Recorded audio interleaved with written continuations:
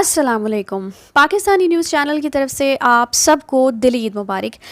ईद की मसरूफ़ियत की बिना पर मैं अब वीडियो अपलोड नहीं कर पाई, जबकि काफ़ी सारी ख़बरें मुझे दुआ ज़हरा केस से मुतालिक मौसूल हो चुकी थी।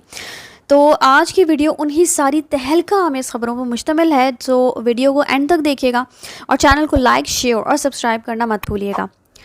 अच्छा जी, तो जैसे कि आप सब जानते ही हैं कि ये सारी जो कहानी है वो कहाँ से शुरू होती है। वो कराची से शुरू होती है, जहाँ दुआ ज़हरा का आबाई घर है। बच्ची को रटी रटाई कहानी सुनाने को कहा गया है।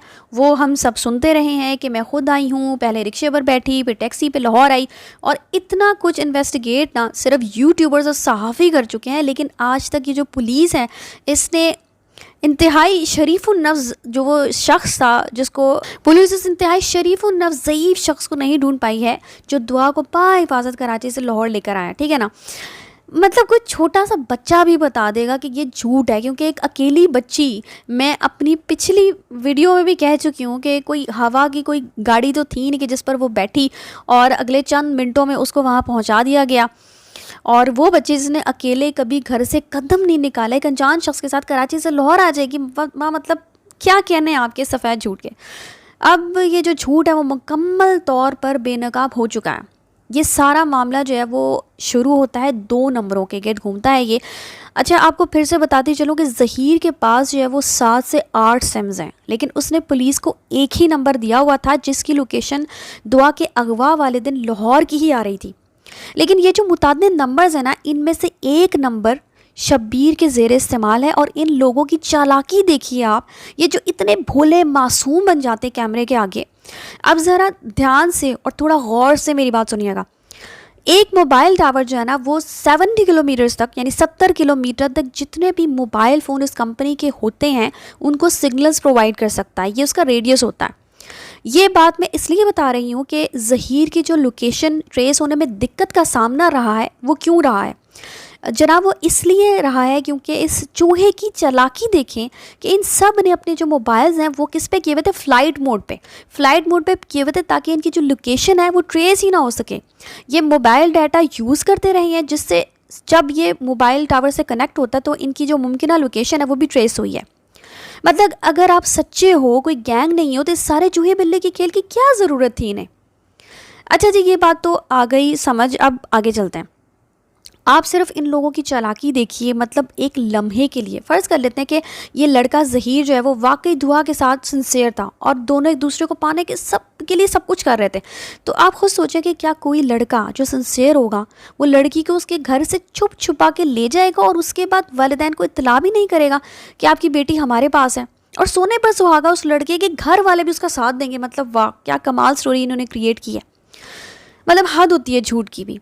अब आप गौर से सुनिएगा, इनका ये झूठ बेनकाब हुआ कैसे है।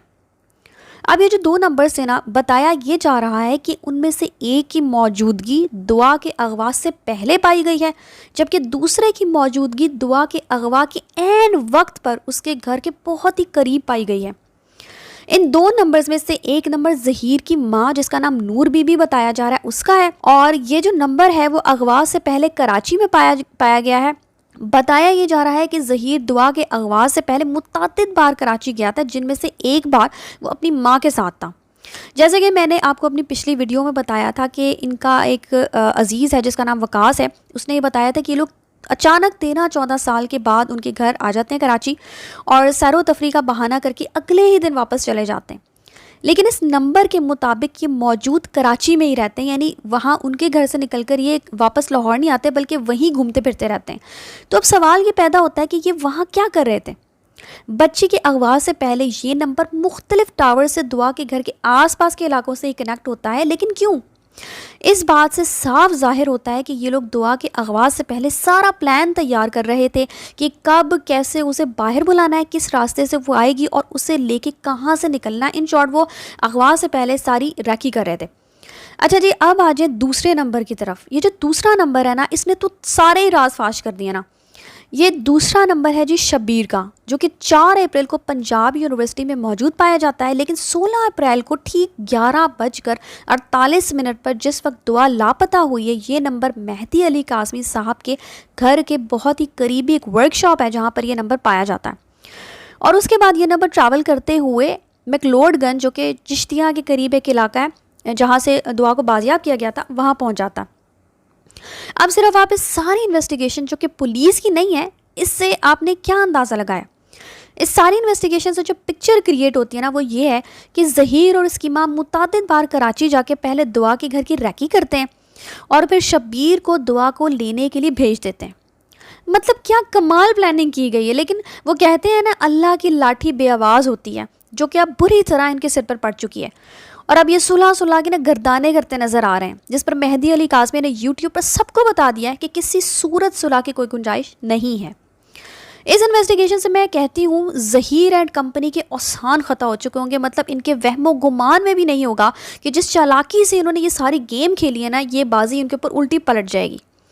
उधर झूठे, घटिया और बेशरम यूट्यूबर्स जो है वो अपनी डटाई पर कायम है। घंटों के हिसाब से उन्हें लाइव सेशंस करने होते हैं, जिसके अंदर दूसरों पर बैठ के क्या करते हैं, सिर्फ कीचड़ उछालते हैं और अपना दिमाग जो है ना सिर्फ इन्हीं कामों में सर्व करते रहते हैं। दुम पे जब पाँव आ जाता है ना, तो कुछ बेचारों का ना यही हाल होता है। खैर, और आखिर में दुआ के वालिद का इस ईद के मौके पर अपनी बेटी के लिए एक छोटा सा पैगाम, और इसके साथ ही हमें दीजिए इजाज़त। चैनल को सब्सक्राइब करना मत भूलिएगा। अगली अपडेट्स तक के लिए अल्लाह हाफ़िज़। उनके साथ प्यार मोहब्बत के साथ आबाद रखी और बच्चियों के सर पे भी उनके माँ बाप का साया सलामत रहे। आज ईद का दिन है जी, और ये दूसरी ईद है कि जब मेरी बेटी दुआ ज़हरा मेरे पास नहीं है। मैं अल्लाह ताला से दुआ करता हूँ कि ये आखिरी ईद ऐसी हो जिसमें मेरी बेटी मेरे साथ नहीं है। अल्लाह से दुआ है कि आइंदा तमाम आने वाली ईदें मेरी बेटी मेरे साथ हो। दुआ ज़हरा, मैं आपसे कुछ कहना चाहता हूँ। बेटा, आपके बगैर ज़िंदगी गुजारना मुमकिन नहीं है।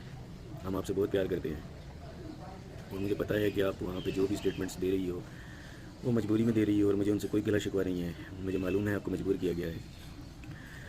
आपकी बहनें आपका इंतज़ार कर रही हैं, आपकी माँ आपके लिए आंसू बहाती है, आपका इंतज़ार कर रही है। और बेटा, मैं आपका बहुत बेसब्री से इंतज़ार कर रहा हूँ। मुझे यकीन है मेरे खुदा पर कि अल्लाह ताला ये दिन बड़े कम रह गए हैं और अब आप बहुत जल्द हमारे पास आ जाओगी। अल्लाह ताला ये दिन जल्दी से काटेगा। हम आपसे बहुत ज़्यादा मोहब्बत करते हैं और आपको जितना पहले प्यार मोहब्बत मिलता था उससे कई गुना ज़्यादा प्यार मोहब्बत अभी मिलेगा। हम आपका जिस बेसब्री से इंतज़ार कर रहे हैं हम आपको बता नहीं सकते। ये हमारी मोहब्बत, प्यार, खुलूस ही है कि हम आपके लिए इस हद तक खड़े हैं। अल्लाह ताला आपको जल्द से जल्द हमारे से मिलवाएगा। आप हमारे पास आ जाओगी और ये दिन कट जाएंगे जल्दी से। आमीन।